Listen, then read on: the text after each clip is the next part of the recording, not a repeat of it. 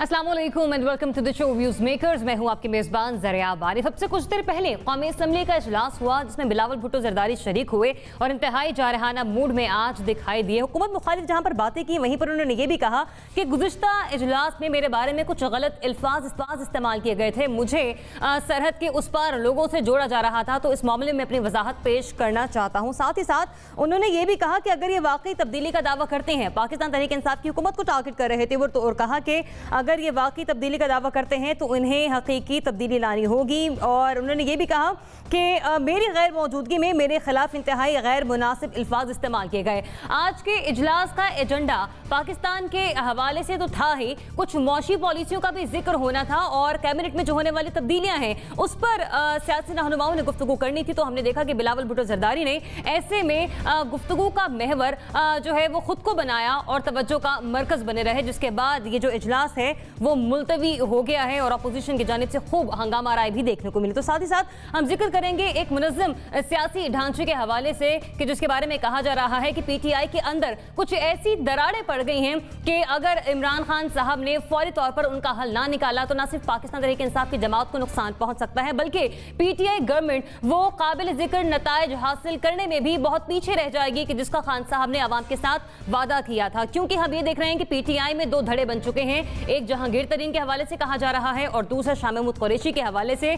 दोनों का असर रसूख पंजाब की सियासत पर चूंकि बहुत ज्यादा है, तो ऐसे में हम मुसद्दिका ज़राए से खबर यह भी मिल रही है कि स्पीकर इस सूबे के, गवर्नर इस सूबे के और वज़ीर आला इस सूबे की हिमायत जो है वो ज्यादातर शाह महमूद कुरैशी की जानिब है। साथ ही साथ जहां पर पाकिस्तान तहरीक इंसाफ को इन अंदरूनी इख्तिलाफात का सामना है, तो दूसरी तरफ हम ये भी देख रहे हैं कि मुल्की सलामती के पेश नज़र कौमी सलामती पॉलिसी, दहशत गर्दी का किस तरह से खात्मा करना है, किस तरह से कलाकमा करना है, इस मामले पर ईरान में मौजूद हैं वज़ीर आज़म पाकिस्तान इमरान खान और आज उनकी अहम मुलाकातें भी हुई हैं। और साथ ही साथ ये देखा जा रहा है कि जो सर्द महरी का शिकार थे पाकिस्तान और ईरान के ताल्लुकात, उनको किस तरह से बेहतर किया जाए। और प्रोग्राम के आखिरी सेगमेंट में हम बात करेंगे मॉडल कोड्स के हवाले से कि जिन पर कुछ अरसे से वकला सरापा एहतजाज हैं और ये सिचुएशन जो है वो किसी तौर भी हल होने का नाम नहीं ले रही है। तो क्या जो वकला की जानिब से मुतालबात सामने रखे गए हैं वो जायज़ हैं या नहीं, इस पर बात होना अभी बाकी है। तो इसमें आपसे शेयर कर चुकी हूँ अपने मेहमानों का तारुफ और क्वेश्चन जो है आज की पहली स्टोरी का वो मैं जरूर आप तक पहुंचाऊंगी, लेकिन इस ब्रेक के बाद स्टे विद अस।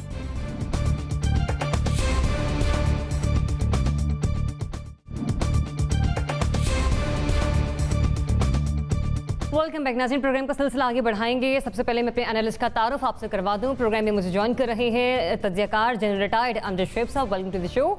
सीनियर सहाफ़ी और सीनियर तज्ज़ियाकार आमिर ज़िया साहब भी आज के प्रोग्राम का हिस्सा है।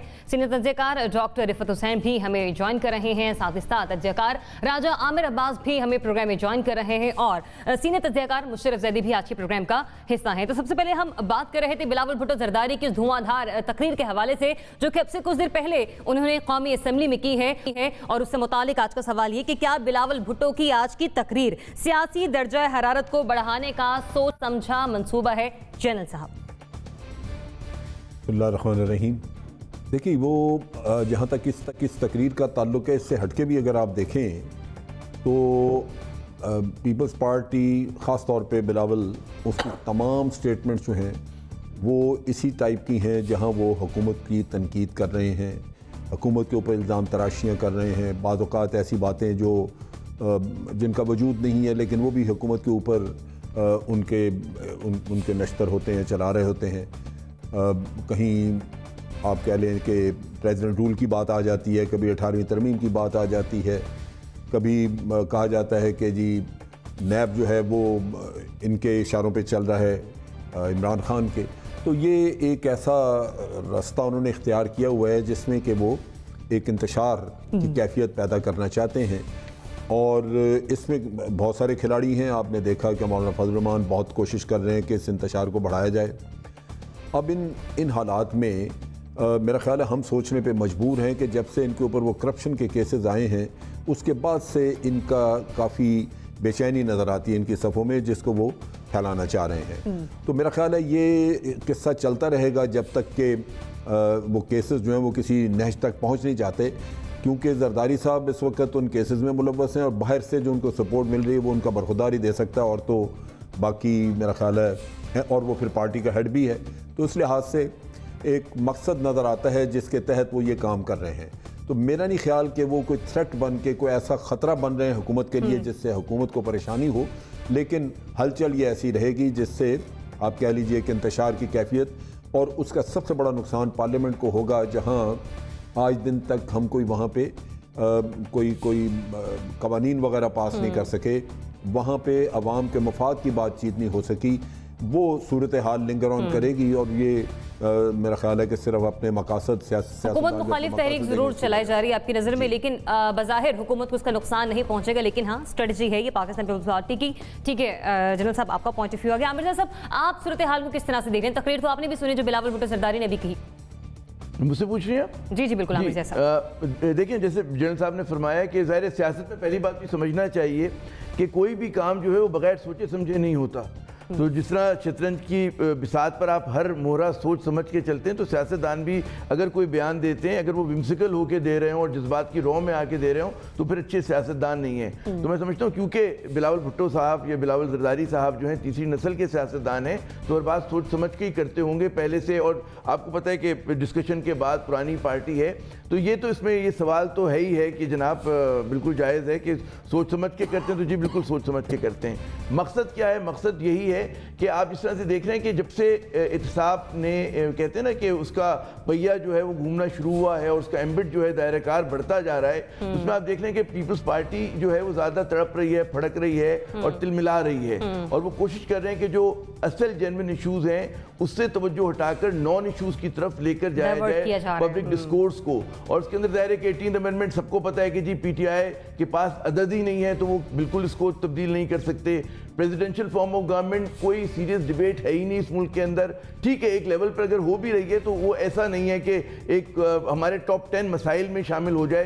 तो हमारे जो पहले पाकिस्तान को दरपेश बड़े 10 मसले हैं उसमें ये मसला भी नहीं है, तो फिर क्या बड़ा मसला है? बड़ा मसला यही है, हमारी मईशत बहुत बड़ा मसला है, और मईशत को सुधारने के लिए पोलिटिकल स्टेबिलिटी की बहुत ज़रूरत है। हम देखते हैं बड़े मुनज़्ज़म तरीके से पाकिस्तान में एक गैर यकीनी सूरत हाल पैदा की जा रही है। उसमें अपोजिशन की सियासी जमातें हैं, उसमें मीडिया का उसमें किरदार है कि मतलब ज़ाहिर है कि ऑप्टिक्स के लिए, रेटिंग के लिए मीडिया भी उसको तमाशा पसंद होता है। जो इस वक्त माशाल्लाह हम लोगों ने पार्लियामेंट में देखा, जो एक जमहूरियत का एक पूरा एक लेसन है कि जी किस तरह से नारेबाजी हो रही थी, किस तरह का एक रवैया था। तो मेरे ख्याल में अवाम जो है, ये गरीब मुल्क है, हम जो पार्लियामेंट को चलाने के लिए टैक्सेस देते हैं, फला करते हैं, तो हम वहाँ पे एक बेहतर कंडक्ट और एक रैशनल डिबेट की तवक्को करते हैं। हम आसमान कहते हैं ना, चांद सितारे नहीं मांगते, छोटी सी चीज मांगते हैं कि भाई अवाम के मफाद में बात होनी चाहिए और अवाम के मफाद में कानून साजी होनी चाहिए। गवर्नमेंट में सबसे बड़ी हर्डल कायम की जा रही है कि इस तमाम सूरत हाल को पॉलिटिकली डाइवर्ट किया जा रहा है। ठीक है आमिर साहब। डॉक्टर रिफत हुसैन साहब जी, मेरे ख्याल में जिस किस्म का प्रेशर हुकूमत की तरफ से और रियासती इदारों की तरफ से, ख़ास तौर पर नैब का जो प्रेशर पाकिस्तान पीपल्स पार्टी के ऊपर है, और ख़ास तौर पर पाकिस्तान पीपल्स पार्टी की क़यादत के हवाले से, और मैं ख़ास तौर पे जरदारी साहब का जिक्र करना चाहूँगा उनकी बैन फरियाल के हवाले से, तो वो जो पकड़ दकड़ का सिलसिला जारी है, नैब के सामने पेशियों का सिलसिला जारी है, तो उसके रिएक्शन में ये सारा कुछ कर रहे हैं। और मेरे ख्याल में जो आज की तकरीर है बिलावल भुट्टो साहब की, उससे ज़ाहिर है कि सियासी दर्जा हरारत इतना ऊंचा चला गया कि वो इजलास को ही मुलतवी करना पड़ा। तो मेरे ख्याल में ये एक मंसूबा है उनके हवाले से, जो जिसको हम कहते हैं पॉलिटिक्स ऑफ डिसरप्शन। जब आपके पास नंबर्स नहीं होते, जब आपके पास कोई और तरीका आपके पास नहीं रह जाता कि आप किसी हवाले से भी अपना प्रोटेस्ट कर सकें या कोई तब्दीली ला सकें, तो फिर मेरे ख्याल में इस किस्म के टैक्टिक्स जो हैं वो पाकिस्तान पीपल्स पार्टी ने बहुत अरसे से वो आजमाए हुए हैं, और वही टैक्टिक जो हैं वो इस्तेमाल कर रहे हैं पीटीआई की हुकूमत के खिलाफ। उनका एजेंडा मुझे लगता है कि जब भी इजलास होगा, इस किस्म की हंगामा आराई उनकी तरफ से होगी और उनकी हमायतियों की तरफ से होगी। और तो मेरे ख्याल में उसका बुनियादी मकसद यह है कि पीटीआई की हुकूमत को किसी तरीके से नॉर्मल हालात के तहत जो है वो चलने ना दिया जाए, और यही उनका एजेंडा मालूम होता है। ता वक्त है कि जबकि जो प्रेशर जो उनके ऊपर है करप्शन के वाले से या जो चार्जेस हैं उनके वाले से, वो प्रेशर कम नहीं होता। तो उसमें हम ये भी देख रहे हैं कि अपोजिशन में बैठी तमाम सियासी जमातें पार्लियामेंट के अलावा पार्लियामेंट से बाहर भी पाकिस्तान पीपल्स पार्टी को इस सूरत हाल में तकलीफ बख्श रहे हैं। ठीक है डॉक्टर साहब। मुशर्रफ ज़ैदी साहब, आप इस मामले पर किस तरह से तज्जिया देंगे, किस तरह से देख रहे हैं आप इसे? देखिए, ये तो पहले भी बड़ी दफ़ा डिस्कस हो चुका है इसी शो पे कि बिलावल भुट्टो जरदारी और पाकिस्तान पीपल्स पार्टी की क़यादत पर जो प्रेशर इस वक्त करप्शन केसेस का है, उससे चीखें तो निकलेंगी। लेकिन मुझे लगता है एक फैक्टर जो अभी तक हमने डिस्कस नहीं किया है वो ये कि एक और वजह जिसकी वजह से बिलावल साहब जो हैं वो शायद नाराज़ हैं, वो ये होगा कि आधी से ज़्यादा जो कैबिनेट है इस वक्त वो तो पीपीपी की जो हुकूमत थी 2008 से 2013 तक की, वो अब जाके किसी और की गोद में बैठ गई है। तो शायद बिलावल भुट्टो जरदारी और पीपीपी ये भी सोच रहे हो कि ये कौन सी तनख्वाह है जिस पे जो है वो बाकी तो सबको जगह मिल गई, लेकिन कुछ चंद 4-5 लोग अब पीपीपी के रह गए हैं जो कैबिनेट में नहीं है। तो मेरा ख्याल है कि यकीनन इसकी भी तकलीफ़ जो है वो पीपीपी और उनकी लीडरशिप को होगी, और उम्मीद है कि आहिस्ता आहिस्ता जैसे जैसे तब्दीली बढ़ती जाएगी तो जो चंद लोग रह गए हैं 2008 से 2013 तक के कैबिनेट के लोग, उनको भी इमरान खान और तब्दीली की जो लहर है वो अपनी जद में शामिल करके और वापस हुकूमत के अंदर ले आएगी। तो ज़ाती मफादात से जुड़ा सियासी एजेंडा है जिसको पीपल्स पार्टी एक टूल के तौर पर इस्तेमाल करिए। ठीक है मुशर्रफ अजहरी साहब। राजा आमिर अब्बास साहब, आप सूरत हाल को किस तरह से देख रहे हैं? देखिए, एक बात जो बड़े लम्हे फिक्रिया है वो ये है कि जब से पार्लियामेंट वजूद में आया है तो हम देख रहे हैं कि कोई कंस्ट्रक्टिव डिबेट वहाँ पे नहीं हो रही, कोई पॉलिसी मेकिंग की बात नहीं हो रही, कोई लेजिस्लेशन की बात नहीं हो रही। लीडर ऑफ द अपोजिशन भी अगर आते हैं तो वो अपना इंडिविजुअल ग्रीवेंस वहाँ पे लेके आ जाते हैं कि जी मेरे केसेस और ये नैब और नैब के काले कवानीन। अगर दूसरी अपोजिशन पार्टी के जो सरबराह हैं अगर वो आते हैं तो वो भी इंडिविजुअली उन्होंने अपनी ज़ात की बात की। आज नोडेरो में उनके जो रेड हुआ है उसका गुस्सा भी होगा लाजमी तौर पे उन्हें। और उसके अलावा एक बड़ी इंपॉर्टेंट फैक्टर है वो ये है कि ये जो दोनों अपोजिशन पार्टीज़ हैं ये अभी तक दिल से इस चीज़ को तस्लीम नहीं कर पा रही कि जनाब इस मुल्क में एक और पार्टी भी है जो पीटीआई है, और पीटीआई लोगों का वोट लेके इस वक्त गवर्नमेंट में है, गवर्नमेंट वो चला रहे हैं, प्राइम मिनिस्टर इमरान खान साहब हैं। आज का दिन इतना इंपॉर्टेंट दिन था कि आपके प्राइम मिनिस्टर अपने नेबर कंट्री जो कि ना सिर्फ आपका हमसाया ब्रादर मुल्क है, आपकी सैकड़ों मीटर्स की बॉर्डर उनके साथ है, और इतना इंपॉर्टेंट वहाँ का दौरा है, तो इस पे डिबेट होनी चाहिए थी पार्लियामेंट में कि जनाब हम अपने नेबर्स के साथ, हम इस खित्ते में, हम दूसरे मुस्लिम ममालिक में हम किस किस्म के पॉलिसी लेके चलें, किस किस्म के ताल्लुकात हमारे होने चाहिए। और हम एक बड़ी सतही सी लेवल पे पार्लियामेंट में कार्रवाइयाँ देख रहे हैं और इसके अलावा पार्लियामेंट की कोई आउटपुट नज़र नहीं आ रही।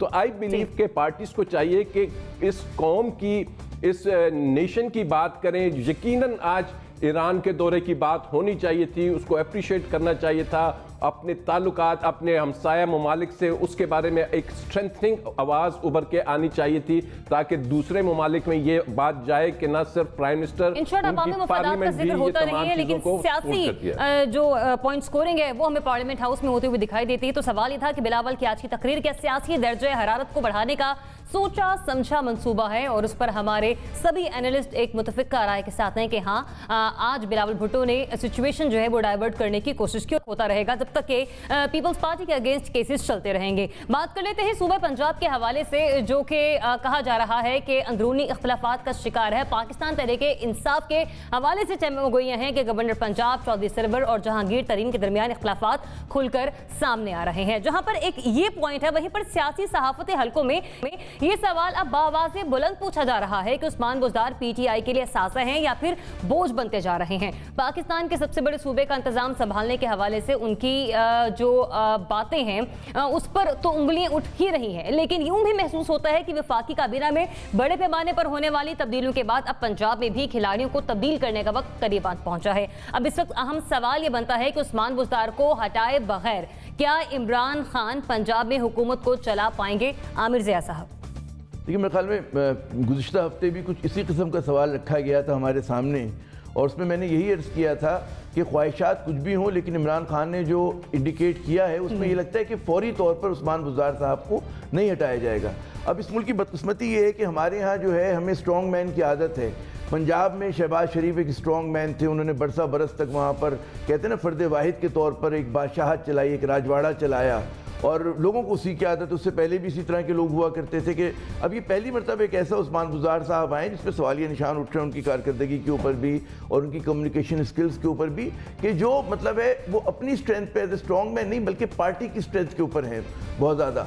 और उसके अंदर जाहिर है कि हम देखते हैं तो कई लेवल पर उनको डिस्टेबलाइज करने की कोशिशें हो रही हैं। एक हमें साफ नज़र आता है कि जनाब जो अपोजिशन पार्टीज़ हैं वो बहुत के ज़ोर शोर के साथ बिट कर रही हैं। पाकिस्तान मुस्लिम लीग नून वो कोशिश कर रही है बाकायदा कि वजारत की लालच देकर वफादारियाँ तब्दील करे, और ये पहली मरतबा मेरे ख्याल में तारीख में इस तरह हो रहा है कि अपोजिशन इस तरह की पिच कर रही है लोगों की वफादारियाँ चेंज करने के लिए। फिर मीडिया का एक सेक्शन है वो बहुत ज़्यादा मुतहरिक हो गया है क्योंकि हम लोग परसेप्शन क्रिएट करते हैं। जब हम परसेप्शन क्रिएट करते हैं तो मनफी भी कर सकते हैं और मस्बत भी कर सकते हैं। तो जाहिर है कि उस चीज़ के अंदर भी आपको लग रहा है कि वन वे ट्रैफिक है।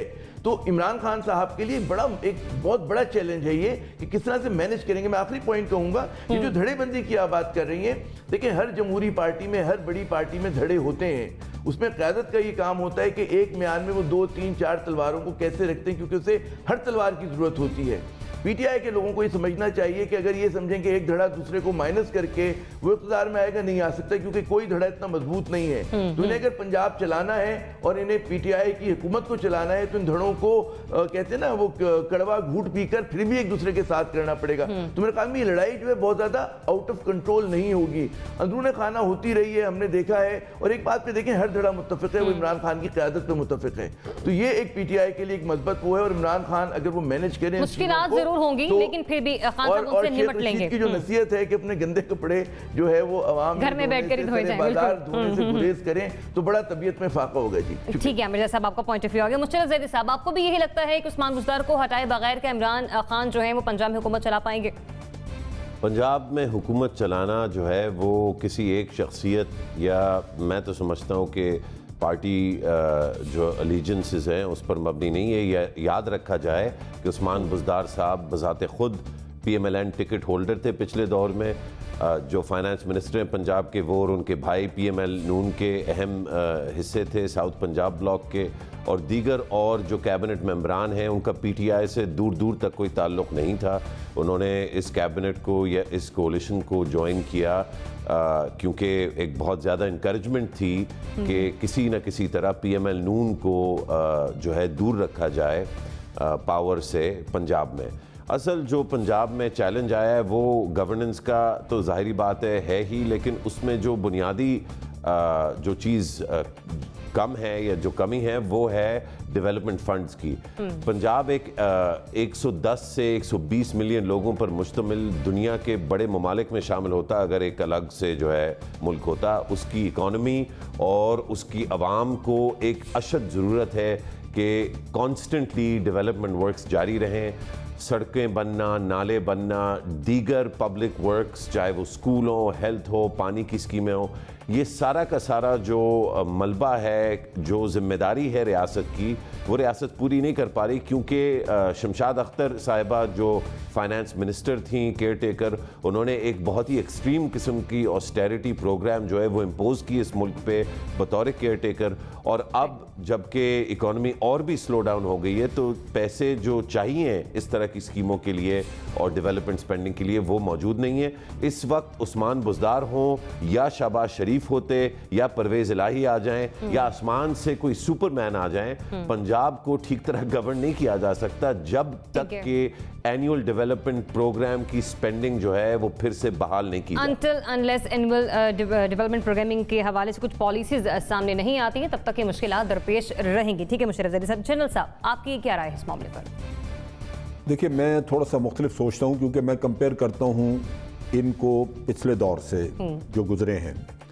बात यह है कि ये वाहिद पॉलिटिकल पार्टी है पाकिस्तान में जो दूसरी दो जिनको पॉलिटिकल पार्टीज़ कहते हैं वो प्राइवेट लिमिटेड कंपनीज़ हैं दो, जिनकी ओनरशिप दो ख़ानदानों के पास है और वो ख़ानदान जिसको बिठा देते हैं चूँकि ओनरशिप उनके पास है तो नीचे किसी की ज़रूरत नहीं होती कि वो उनके ख़िलाफ़ बात करे। वो अगर खंबा ला के खड़ा कर दें तो बाकी सारे उसके साए में बैठ जाएंगे क्योंकि उनको पता है कि इन दो ख़ानदानों की जो उन्होंने चाकरी करनी है तो उसी पर उनकी आगे सियासत चलेगी वरना नहीं चलेगी। ये पहली दफ़ा एक सियासी पार्टी ने एक सियासी तरीके से एक आदमी को सामने लाके, जिसका ना खानदानी बैकग्राउंड है ना कुछ है, नेचुरली उसकी एक्सेप्टेबिलिटी जो है वो उस टाइप की नहीं है जो उन दो पार्टियों के लोगों की हुआ करती थी। एक तो ये इशू है उस बेचारे के साथ। दूसरी तरफ ये है जो बड़ा मसला है उसका, वो ये है कि वो लाजमन एक बहुत स्ट्रांग आदमी नहीं है जिसको आप टीम लीडर बनाएं।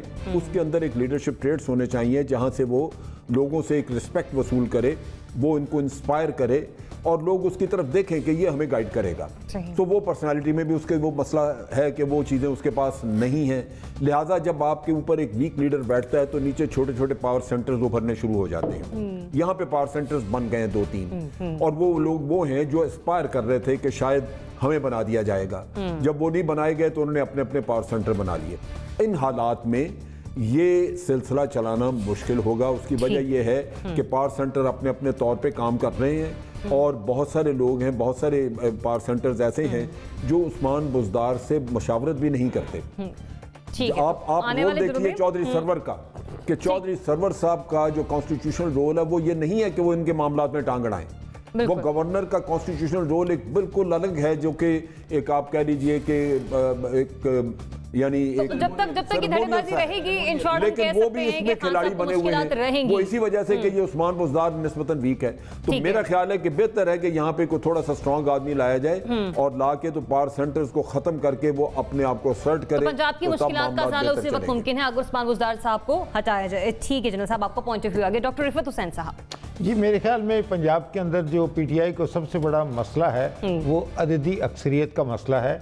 और वो ख़ास तौर पे अगर कुछ 10-15 सीटें इधर उधर हो जाएं तो पंजाब में उनके लिए हुकूमत को कायम रखना एक बहुत बड़ा चैलेंज होगा। तो उस चैलेंज के हवाले से बुज़दार साहब चूँकि relatively new to the power game है तो वो उसकी हकीकत को समझ के उसके हवाले से वो इक़दाम नहीं कर रहे हैं और उनकी इस वीकनेस की वजह से अपोजिशन को और या उनके जो मुखालिफ लोग हैं पीटीआई के अंदर भी मौजूद हैं, उसमें आपने जो गवर्नर जो है गवर्नर साहब की बात की, उनको एक अपॉर्चुनिटी नज़र आ रही है कि अगर वो प्रेशर एग्जर्ट करें तो वो दे कैन ओवरथ्रो उस्मान जो बुज़दार साहब हैं। लेकिन मेरा ख्याल ये कि जब तक उस्मान साहब को प्राइम मिनिस्टर इमरान खान की हिमायत हासिल है तो उन लोगों के लिए करना ये मुमकिन नहीं होगा। उस वक़्त इमरान खान साहब का जब तक इनसे ऊपर जो दस्त शफकत है वो उठ जाएगा तो फिर ये मेरे ख्याल में बेजार मददगार रह जाएंगे और फिर ये कुव्वतें जो अपने आप को असर कर सकती हैं। लेकिन मेरे ख्याल में अभी जो पंजाब में गवर्नेंस की सिचुएशन है वो काफ़ी वीक है और जब पॉलिटिकल लीडरशिप वीक होती है तो वो फिर ब्यूरोक्रेसी टेक्स ओवर।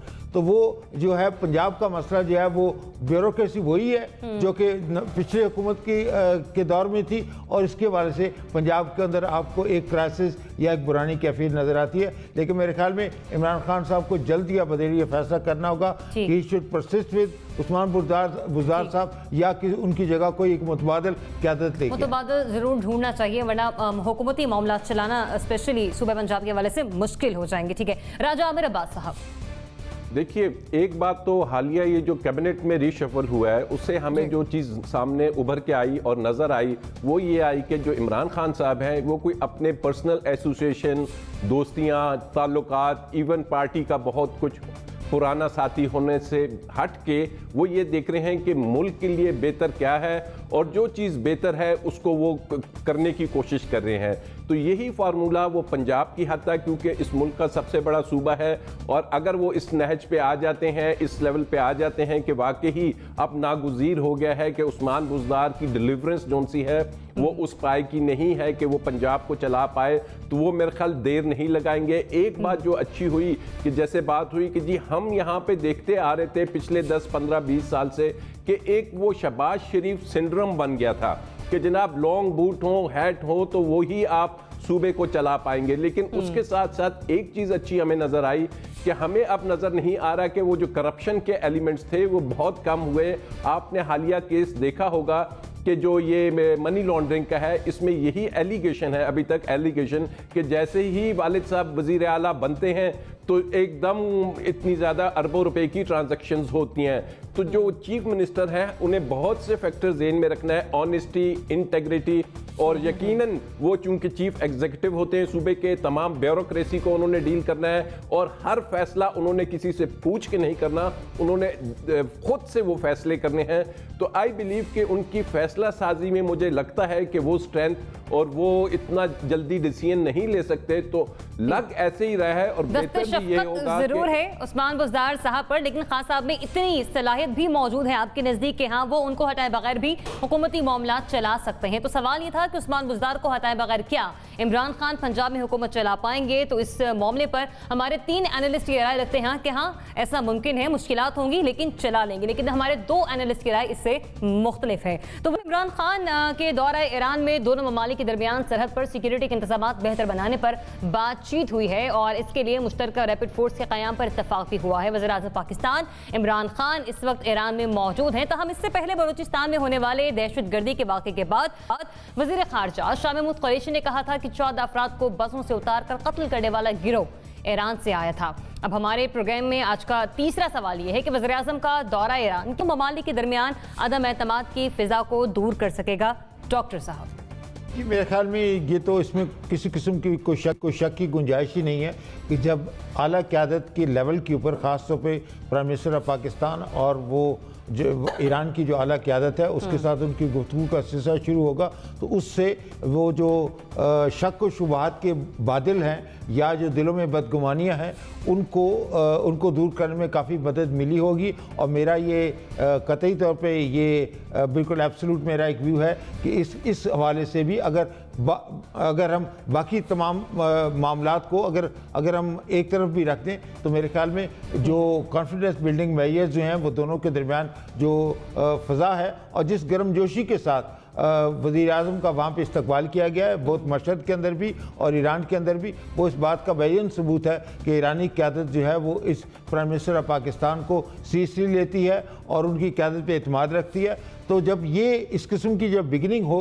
तो फिर जो बाकी मसाइल हैं वो कोई इतने बड़े मसाइल नहीं हैं जिसके हवाले से दहशतगर्दी का एक बड़ा वाक़या हुआ। और आपको याद होगा कि 2017 के अंदर जब हमारे जो आर्मी चीफ ऑफ स्टाफ हैं जनरल कमर बाजवा वो भी ईरान तशरीफ ले गए थे, दोनों मुल्कों के दरमियान इत्तेफाक हुआ था कि दहशतगर्दी के हवाले से या सिक्योरिटी बॉर्डर मैनेजमेंट के हवाले से दोनों मुल्कों के दरमियान वो काफ़ी समझौता हो गया था। तो मेरे ख्याल में अब ये उस प्रोसेस को आगे ले जाने के हवाले से ये एक बहुत ही मुस्बत कदम है और मेरा ख्याल ये है कि अगर ये मुलाकातों का सिलसिला जारी रहा तो फिर दोनों मुल्कों के दरमियान तलक़ात मज़ीद बहुत बेहतर और मुस्तहकम हो। तो नतीजा मुस्बत ही आएगा। ठीक है डॉक्टर साहब, जनरल साहब आपकी राय क्या है? देखिए, ईरान को भी तहफ़्फ़ुज़ात थे, हमारे तरफ से भी ये वाक़यात होते रहे हैं। बाज़ पहले आपको याद होगा जुंदुल्ला था, उसके बाद फिर ये जैश अदल वाले निकल आए और ये अफ़गानिस्तान पाकिस्तान और ईरान का जो ट्राई जंक्शन है ये यूज़ करते हैं, कभी उधर हो जाते हैं कभी इधर हो जाते हैं, तो लिहाजा इसमें इंटेलिजेंस शेयरिंग की ज़रूरत थी। दूसरी तरफ हमें भी ये प्रॉब्लम है जो कि साउथ में ग्वादर साइट पे ऊपर आपने देखा कि ये कोई तीसरा चौथा ये इवेंट है, ऐसा हुआ है इंसिडेंट जिसकी वजह से जाने गई हैं। तो बुनियादी चीज़ ये थी कि हमारा अभी तक ईरान के साथ कोई डिटेल्ड कोऑपरेशन का, बॉर्डर मैनेजमेंट का कोई एग्रीमेंट नहीं है। जो खबरें आ रही हैं अभी उससे ये पता चल रहा है कि प्राइम मिनिस्टर और आयतुल्लाह रूहानी के दरमियान जो बातचीत हुई है उनमें ये तय पाया है कि हम मिल के काम करेंगे और बॉर्डर मैनेजमेंट का इंतज़ाम जो है वो इकट्ठे किया जाएगा। अगर बॉर्डर मैनेजमेंट और इंटेलिजेंस शेयरिंग के 2 एग्रीमेंट हो जाएं और आप बॉर्डर को मॉनिटरिंग, उसकी जॉइंट मॉनिटरिंग का इंतजाम कर लें तो मेरा अपना ख्याल है कि सूरत हाल बहुत बेहतर होगी। लिहाजा इस दौरे का सबसे इम्पॉर्टेंट नतीजा जो मुझे नज़र आता है वो ये है कि कोऑर्डिनेशन के लिए एक रजामंदी दोनों तरफ से नज़र आ रही है और लगता ये है कि आने वाले दिनों में हमारे बॉर्डर मैनेजमेंट के लिए हमारे मिलिट्री अथॉरिटीज़ दोनों साइड की बैठ के तो को वर्कआउट करेंगी डिटेल्स, जिससे कि दोनों साइडों को टेररिज्म से अपना आप दिफा करने में मदद मिलेगी और मामला बेहतरी की जानिब से मेरा ख्याल है कि खासी अमन में, खित्ते के अमन में खासी बेहतरी आएगी। ठीक है जनरल साहब। आमिर ज़िया साहब जनाब देखिए, एक तो दौरे का होना खुद एक खुशाइन बात है। अच्छा, एक बात हमें और भी जहन में रखनी चाहिए कि जो अदम इत्मीनान की फ़ज़ा है वो कभी भी एक खुलकर कभी हॉस्पिटलिटीज़ जो है इन दोनों ममालिक के दरमियान नहीं हुई। जब एक दूसरे से ज़रा सा तनाव और कशीदगी भी रहती थी तो कम अज़ कम आप देखेंगे कि जो एक पब्लिक पोस्चर होता था वो यही होता था कि जी हमारे मतलब सदियों पुराने जो है ताल्लुकात हैं, बरादर इस्लामी मुल्क हैं, तो ये हमारा कभी भी नहीं टूटा। इस तरह का जो एक पोस्चरिंग था। बदइत्मीनानी की फ़ज़ा की कुछ वजूहात हैं। पाकिस्तान जो है मैं बहुत मतलब छोटा सा मारा हुआ है कि जी एक इंडिया के साथ कॉन्फ्लिक्ट के अंदर हम एक्सपेक्ट ये करते हैं कि जी न्यूट्रलिटी रखी जाए और जो चारबाग की पोर्ट है वो पाकिस्तान के खिलाफ इस्तेमाल ना हो। ईरान की जो सरजमीन है वहाँ भारतीय दहशतगर्द या भारत के जो जासूस हैं वो पाकिस्तान में तखरीबकारी के लिए इस्तेमाल ना करें, जो मेरे ख्याल में बड़ी जायज़ और छोटी सी मामूली सी हमारी तवक्कुआत हैं एक बरादर इस्लामी मुल्क से। उसी तरह ईरान की यही तवक्कुआत पाकिस्तान से कि हमारी सरजमीन जो है जो नॉन स्टेट एक्टर्स हैं वो किसी तरह से उसको ईरान के खिलाफ इस्तेमाल ना करें। अच्छा, दोनों ममालिक के दरमियान जो एक वो सरहद को मेरे ख्याल में जनरल साहब उससे ज़्यादा अच्छी रोशनी डाल सकते थे कि जो इतना बड़ा बैरन इलाका है कि जहाँ पर इस तरह के वाक़यात हो सकते हैं। तो खुशाइंद बात यह है कि जनाब इन दोनों ममालिक ने जॉइंट उसकी बात की है, पेट्रोलिंग की बात की है, बॉर्डर के मैनेजमेंट की बात की है, जो खुशाइंद बात है। और मेरे ख्याल में ये जो इंटेंशन का इजहार जो है कि दोनों ममालिक की तरफ से हमारे दरमियान कोई इस तरह का कोई कश्मीर का कॉन्फ्लिक्ट नहीं है, हमारे दरमियान कोई और बड़ा वो नहीं है, छोटे मोटे इशूज़ हैं जो मेरे ख्याल में ज़्यादा एक दूसरे से राब्ते से और बातचीत से दूर हो सकते हैं। जी ठीक है मिर्जा साहब, आपका पॉइंट ऑफ व्यू भी आ गया और आपके नज़दीक भी ये दौरा इंतहाई खुशाइंद रहा और उसके नताइज भी मुस्बत ही सामने आएंगे। मुशर्रफ ज़ैदी साहब, देखिए, पाकिस्तान के ऊपर ये जिम्मेदारी लागू है कि ये पूरी दुनिया इस्लाम में ये वो वाहिद मुल्क है जो एक इतनी ज़्यादा इसकी सेंटर ऑफ ग्रेविटी है कि ये एक बैलेंस रख सकता है। जो दो बड़ी क़ुव्वतें हैं दुनिया इस्लाम में, एक तरफ सऊदी अरब और उसके जो करीबी एलाइज़ हैं और दूसरी तरफ ईरान। तो इस लिहाज से प्राइम मिनिस्टर साहब का ईरान जाना और ये जिस तरह आमिर ज़िया साहब ने फरमाया, जो एक तसलसल के साथ पाकिस्तान और ईरान के दरमियान जब कशीदगी भी होती है तो एक कंसिस्टेंसी और कॉन्स्टेंसी जो है रिलेशनशिप में रहना वो बहुत ज़रूरी और बहुत अहम है। लेकिन हमें ये याद रखना चाहिए कि ईरान जो है उसका जो मौक़िफ़ या जो एटीट्यूड रहा है अपने गिर्द जो ममालिक हैं उनके साथ, वहाँ 99% जो है वो प्रॉब्लम क्रिएशन ज़्यादा होती है और प्रॉब्लम सोल्यूशन कम होती है। पाकिस्तान के प्राइम मिनिस्टर जब ईरान गए और आज जो उनके बयान आता है उनमें एक जो परेशान कुन बयान था वो ये कि उन्होंने एक तरह से तस्लीम किया जो ईरान की पाकिस्तान के साथ शिकायत का एक सिलसिला रहा है, उसमें उन्होंने एक्नॉलेज किया कि उन शिकायत में कोई मस्बत जो है एलिमेंट ज़रूर था। मैं समझता हूँ कि ये अगर किया है तो इसके साथ साथ फिर पाकिस्तान को ये कैपेसिटी भी दिखानी होगी कि पाकिस्तान जो है उस प्रॉब्लम को हल कर सकता है। लेकिन दूसरी तरफ जो ईरान ने पाकिस्तान के साथ किया है, आप ये याद रखिए कि कुलभूषण यादव जो हिंदुस्तान के दहशतगर्द और एस्पियोनाज में मुलव्विस एक नेवल ऑफिसर थे जो अब पाकिस्तान में जो है जिनके ऊपर कैपिटल पनिशमेंट और सज़ाए मौत जिनको सुनाई जा चुकी है, और जो एक इंटरनेशनल इशू हिंदुस्तान ने इंटरनेशनल कोर्ट ऑफ जस्टिस में जो है खड़ा किया है, उनकी जो ऑपरेशंस थी वो ईरान से शुरू हुई। पहले भी जिक्र हुआ, चाबहार को एक स्ट्रेटेजिक एंटी पाकिस्तान रंग दिया जाता है, उसमें लेकिन इन तमाम मामलात को अगर साइड पर रखकर सोचा जाए तो जो हालिया दौरा है वज़ीर-ए-आज़म पाकिस्तान इमरान खान का, आपके नज़दीक वो एक मुस्बत मैसेज लेकर आएगा और आने वाले दिनों में दोनों ममालिक के दरमियान जो ताल्लुकात हैं वो मजीद बेहतरी की जानिब जाते हुए दिखाई देंगे। इसमें जो बात है वो तो जो आपने फरमाया वो तो हम सब कह रहे हैं और वो एक नेचुरल जो है कंक्लूजन जो ड्रॉ किया जा सकता है वो है।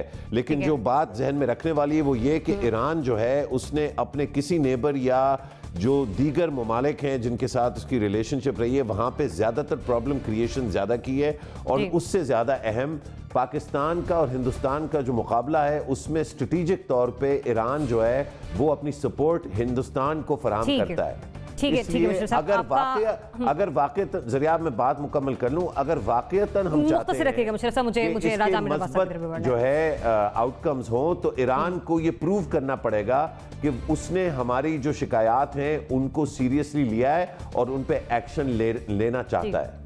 ठीक है, राजा आमिर अब्बास साहब, देखिए ज़रिया, इसमें अगर हम पाकिस्तान और ईरान की हिस्ट्री देखते हैं कि ये जो दो नेबर्स हैं इन्होंने इतने स्ट्रॉन्ग और फ्रेंडली रिलेशनशिप हिस्ट्री में रहा है, ये पिछले 10, 15, 20 साल में उसमें थोड़ा सा झोल आया, अदरवाइज ये मिसाली नेबर्स थे। और वजह क्या हुई कि जब दोनों साइड से शिकायत आई, जैसे जनरल साहब ने कहा कि जिंदुल्ला का एक ग्रुप आपके खारान की साइड में पाया गया था, उसके बाद और इश्यूज आए, फिर आपने ईरान के साथ जब गैस की पाइपलाइन की बात की और फिर अमेरिका के कहने पे उसको अबेंडन कर दिया।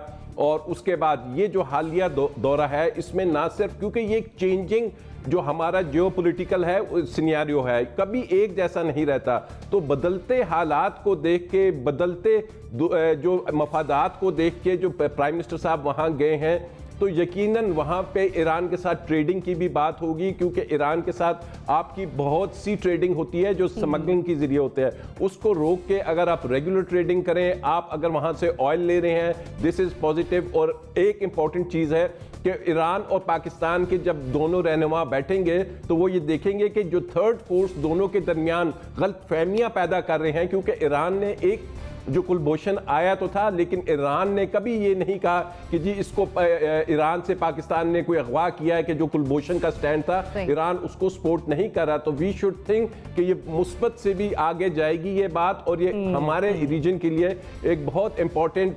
स्टेप है, और ये दुनिया को भी एक अच्छा मैसेज जाएगा। ठीक है राजा मेरे साहब, आपका पॉइंट ऑफ व्यू भी आ गया। और सवाल ये था कि वज़ीर-ए-आज़म पाकिस्तान इमरान खान का दौरा ईरान क्या दोनों ममालिक के दरमियान अदम एतमाद की फिजा को दूर कर सकेगा, और हमारे सभी एनालिस्ट इस पर मुतफ़िका राय रखते हुए समझते हैं कि आने वाले दिनों में पाकिस्तान को इसके नताइज मुरतब होंगे। तो अब बात कर लेते हैं इस हवाले से कि मॉडल कोर्ट्स मुतहरिक तो हो चुकी हैं, ये अदालतें फौजदारी मुकदमात का फैसला 4 से 1 हफ्ते में करने की पाबंद है। अब इनमें ना कोई तारीख मिलती है और ना ही मुकदमा ज़ेर-ए-इल्तवा होता है। ताहम पाकिस्तान भर के वकला इनके खिलाफ एहतजाज कर रहे हैं, और पाकिस्तान बार काउंसिल ने तो ऐलान किया है कि इन अदालतों में पेश होने वाले लाइसेंस मनसूख कर दिया जाएगा। सवाल यह है कि मॉडल कोर्ट्स के खिलाफ वकला का एहतजाज क्या वाकई जायज़ है? राजा आमिर अब्बास साहब, ये जो मॉडल कोर्ट्स हैं ये बन तो यही हैं, लेकिन ये जो हमारा ऑपरेट कर रही हैं, जो प्रोसीजरल लॉ है वो वही 1800 कुछ का है, वही 19वीं सदी का है, वही 100 साल पुराना प्रोसीजरल लॉ है। तो अगर आप उस प्रोसीजर, उस एविडेंस एक्ट में तरामीम किए बगैर, नई लेजिस्लेशन किए बगैर उसको चलाएंगे तो वो कंपैटिबिलिटी उसकी नहीं बन रही। आपने गवाहों को क्रॉस एग्जामिनेशन आपने देखा होगा कि करना होता है, और अगर आप एक दिन में 50 केस फैसला करने की तरफ लगाएंगे तो ये मुमकिन नहीं है। हमने अदालत मॉडल कोर्ट में देखा कि जी एक ही वक्त में बैक टाइम 3-3, 4-4 केसेस हो रहे हैं, किसी का एविडेंस रिकॉर्ड हो रहा है, किसी में वो। तो जब प्रिजाइडिंग ऑफिसर एक होता है तो उसकी पूरी तवज्जो एक केस पे होती है कि एक फुल स्टॉप भी इधर उधर ना हो।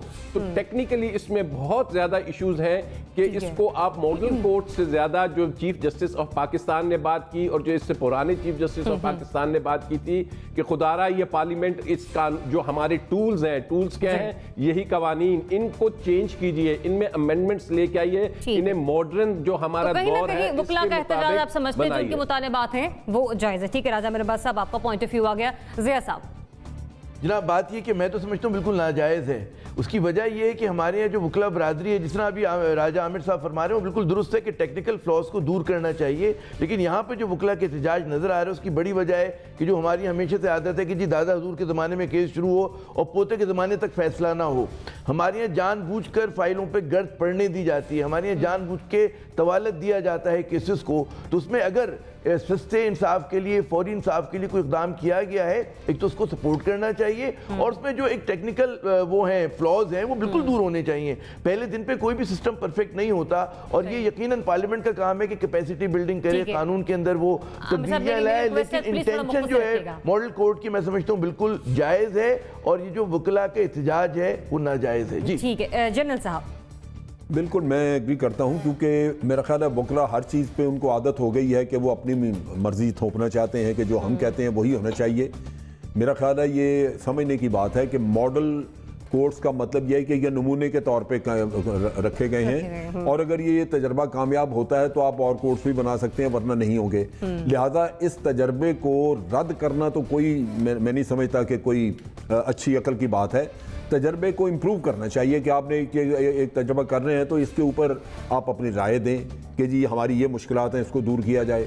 तो वकला मेरा ख्याल है कि एक ऐसा रास्ता इख्तियार करें जो हमेशा धौंस और धमकी वाला है, जो पहले भी करते रहे, उससे बेहतर होगा कि वो इसको इम्प्रूवमेंट की तरफ तवज्जो दें और तजावीज़ लेके आए। जबकि हम ये भी देख रहे हैं कि इससे आवाम को बड़ी जल्दी इंसाफ मिल रहा है। मुशर्रफ ज़ैदी साहब, देखिए आपने फरमाया आवाम को बड़ी जल्दी इंसाफ मिल रहा है। एक्चुअली जो सबसे अहम क्रिटिक है मॉडल कोर्ट्स की वो तो यही है कि अगर इतनी जल्दबाजी में फैसले किए जाएंगे तो जो बेसिक पैमाना है जस्टिस होने का, इंसाफ होने का, वो शायद पूरा ना हो रहा हो। अब मसला ये है कि जो आम हालात में जो नॉन मॉडल कोर्ट्स हैं वहाँ पे दुरुस्त बिल्कुल फरमाया जन साहब ने और आमिर जिया साहब ने कि लंबे लंबे अरसे तक 10 साल, 20 साल, 30 साल, 40 साल तक जो है केसेस जो है वो लटकाए जाते हैं। हमें एक चीज़ जो है तस्लीम करनी होगी अपने लीगल सिस्टम में, और वो ये कि लॉयर्स बरादरी का, वकला बरादरी का एक बहुत गहरा जो है ताल्लुक़ है और इंटरेस्ट जो है वो इन्वॉल्व है लैक ऑफ जस्टिस में। जब तक हम लॉयर्स बरादरी, वकला बरादरी को इंसेंटिवाइज नहीं करेंगे बेहतर क़वानीन के साथ, तब तक मॉडल कोर्ट्स कुछ हद तक तो बेहतरी ला सकेंगे, लेकिन जो पूरा सिस्टम वाइड चेंज हम चाहते हैं वो बहुत मुश्किल हो जाएगा। तो इसमें लेजिस्लेशन और रिफॉर्म जो है वो बहुत ज़्यादा अशद ज़रूरत है। लेजिस्लेशन होनी चाहिए तो किसी हद तक आपके नज़दीक वकला के जो मुतालबात हैं वो जायज़ हैं। डॉक्टर साहब जी, मेरे ख्याल में मुख्तसरन चूँकि वक्त बहुत कम है तो मैं यही कहूँगा कि जस्टिस होना चाहिए। जस्टिस की डिलीवरी हमारी एक अखलाकी और कौमी और कानूनी जिम्मेदारी भी है, लेकिन उस जस्टिस को इस तरीके से डिस्प्रेस नहीं करना चाहिए जिससे किसी भी इंसान की हक तलफी हो। मॉडल कोर्ट का नमूना बहुत अच्छा है और इनको ट्रायल बेसिस को रन करना चाहिए, और आफ्टर 6 मंथ्स और after some time we should revisit the issue और फिर देखें कि ये मॉडल कोर्ट क्या ये पाकिस्तान के बाकी कोर्ट्स की तरह ये भी कहीं उसी कोताही का तो शिकार नहीं है। ठीक है, तो सवाल ये था कि मॉडल कोर्ट के खिलाफ वकला का एहतजाज जायज़ है या नहीं। इस पर हमारे 3 एनालिस्ट ये राय रखते हैं कि ये एहतजाज जायज़ नहीं है, जबकि 2 एनालिस्ट की राय हमारे 3 एनालिस्ट की राय रख रहे हैं कि एहतजाज जायज़ नहीं है, जबकि 2 की राय है कि हाँ एहतजाज जायज़ है। तो इसी के साथ ही प्रोग्राम से मुझे दीजिए इजाज़त। अल्लाह हाफ़िज़।